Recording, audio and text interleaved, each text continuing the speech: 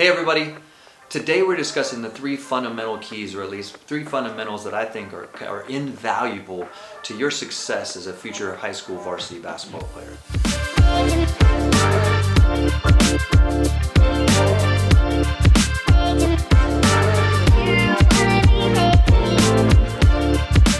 Hi, this is Coach Conley with another Conley Hoops video. Today we discuss the 3 fundamental keys to becoming a varsity basketball player at any age. Being a varsity basketball coach, club coach, trainer for over 20 plus years, I've seen a lot of what to do and what not to do.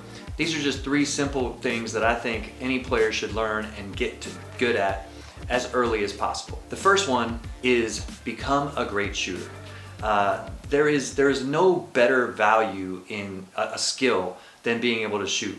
Yeah, of course you need to dribble and of course you need to play defense, but if you can shoot, you are already valuable. And becoming a great shooter isn't a lot of work. You can become a great shooter as long as you concentrate on the fundamentals and what's important about shooting. The most important thing about it is it builds confidence in you being a basketball player.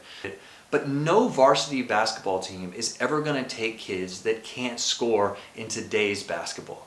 Sometimes as good as the NBA, NBA players are amazing. They're physically gifted. They spend hours in the gym perfecting their craft. And so sometimes you're just better at offense. I played at a high level, and I know sometimes guys would guard me really well and I'd still be able to score on them. So your ability to score in tough situations and put the ball in the basket is one thing a coach would never pass up. Another concept about shooting that people forget is, a lot of people say they shoot a lot, in practice. Oh, I should get a lot of shots. When you're practicing shooting, you need to shoot and make a lot of shots. I can't tell you how important it is that you are working on making shots consistently. First stationary, second off the dribble, third off the move, fourth with defender on you, all over you, bumping you. All these concepts have to be in place for you to become a great shooter. Another way that you really need to concentrate on shooting and scoring in that matter is you need to put yourself in an environment that gives you an opportunity. A lot of times growing up, a lot of kids play roles and don't get opportunities to be a scorer. Maybe you're on a great team that has a bunch of players that are good, but you need to be in a situation where you get to score. You might lose on that team that you get to be the scorer, but at least you're perfecting that skill of being the man, being able to take those shots so you have a reason to get better at it. If you want to learn more about becoming a great shooter, check out our shooting program. It's in the notes below. Number 2, most importantly, study basketball. Study. Study all levels of basketball. The NBA players are great. And I learn a lot from studying them that I translate a lot into high school basketball. These are the best athletes in the world that do things at a very high level. Now, college and high school kids obviously aren't going to do them at that high level, but your ability to analyze game situations, game film, how to see how all 10 guys on the floor are moving and working is the most fundamental part of developing your basketball IQ. So when you're just watching a game, sometimes people just watch highlights these days and you don't watch the game.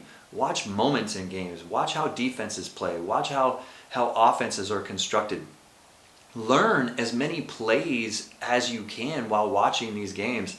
I've been doing this a long time. I've obviously studied the game, and one of the most important things I do is I'll rewind games all the time to see how they get people open. A couple teams, if you watch them, Golden State, Phoenix Suns execute plays really well. They're a joy to watch and study from a conceptual and play design situation. So check that out. You want to become a great basketball player, you want to succeed in high school, that's step number 2. Number 3, be competitive. If you want to be a great basketball player, you have to be competitive. Be competitive in everything. I didn't know it, I'm a very laid back guy in general, but everything I do, I try to compete at a high level. Even as I start doing these videos, man, I want to be the best at it, and sometimes I get frustrated and I'm trying to get better every day. The same goes when I'm coaching. I want to be the best team. Even if I'm not the best or we're not the best team at the time, I want to win. I'll find any way I can to try to get an edge, to become a better coach, to help my team succeed. And as a young player growing up, the earlier you can compete to the best of your ability and be frustrated when you lose, and learn how to get back up after losing and figure it out and achieve success in competition. I don't care if it's chess, checkers, getting to school on time, being the first one out on the court for practice. Whatever you can do to compete will set you up for success, not only in basketball, but also in life. Most great players that have ever lived, whether it's Tom Brady, whether it's Kobe Bryant, they found a way to compete and win. If you're waiting around for your coach to make decisions, then you're not competitive enough.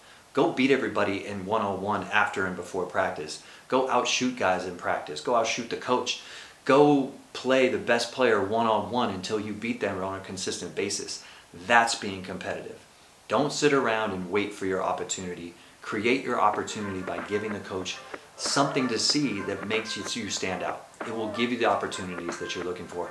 And the sooner in life you develop it, the easier it's going to be to translate when you get to that varsity opportunity. Thanks for watching. Hit the subscribe button so you can get more from Conley Hoops' guide to becoming a great varsity basketball player. See you next time.